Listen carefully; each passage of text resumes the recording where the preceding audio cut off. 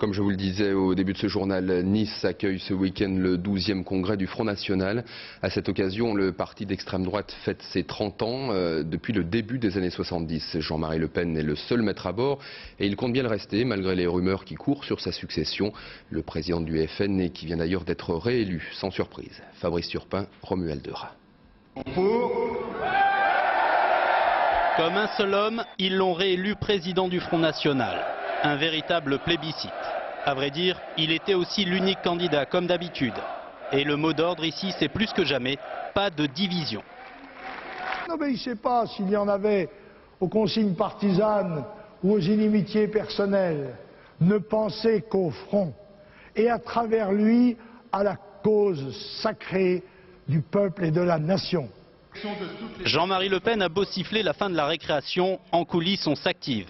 Et il y a des signes qui ne trompent pas. L'attaché de presse de Jean-Marie Le Pen s'occupe aussi désormais de la carrière de Marine Le Pen. Et il y a mieux. Lundi, le président du FN nommera sa fille au bureau exécutif, la plus haute instance du mouvement, et c'est sa décision. Oui, mais bien sûr, c'est normal. Dans la vie, on monte, c'est naturel. Vous n'avez pas peur d'une concurrence? Faut faire promouvoir les jeunes. Une promotion éclair que Marine Le Pen semble savourer pleinement.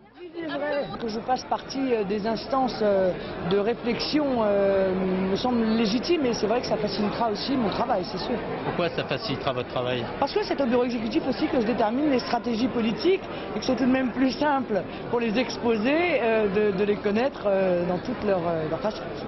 Bruno Gollnisch, celui qui officiellement a été désigné comme le successeur, essaye de garder le sourire.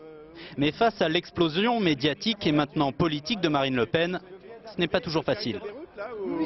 Pour être très franc, si j'étais un peu plus invité à France 3 ou à France 2, j'en prendrais pas ombrage, ça c'est sûr. Hein, mais je ne me formalise pas du tout qu'il y ait des nouveaux talents, parmi lesquels Marine Le Pen, qui soient plus connus et plus médiatisés. La succession n'est, paraît-il, pas à l'ordre du jour de ce 12e congrès. Il n'empêche. Désormais, au Front National, il y a bien un numéro 2 officiel et dans l'ombre, un numéro 2 plus officieux.